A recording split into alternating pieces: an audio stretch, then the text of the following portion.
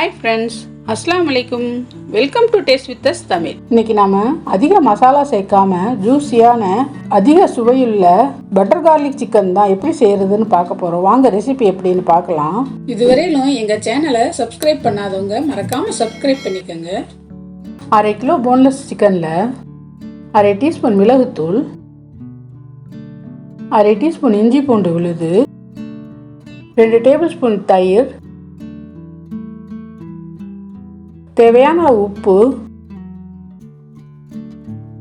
2 teaspoon மைதா மாவு சேர்த்து நல்லா கலந்து விட்டு 1 மணி நேரம் ஊற வச்சுக்கணும்.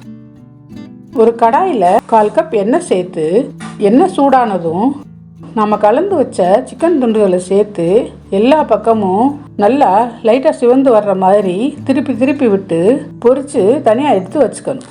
வேறொரு கடாயில் 2 டேபிள் ஸ்பூன் பட்டர் சேர்த்து அதில் பொடியாக நறுக்கின 5 பல் பூண்டு சேர்த்து நல்லா 2 நிமிஷம் பொரிய விடணும். பூண்டு நல்லா பொரிஞ்சு மணம் வந்ததும் பொரித்து வச்ச சிக்கன் துண்டுகளை சேர்த்துக்கணும்.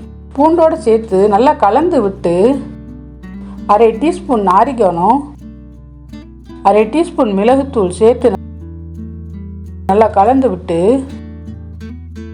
1 கப் சிக்கன் ஸ்டாக்கை அதில் சேர்த்துக்கணும்.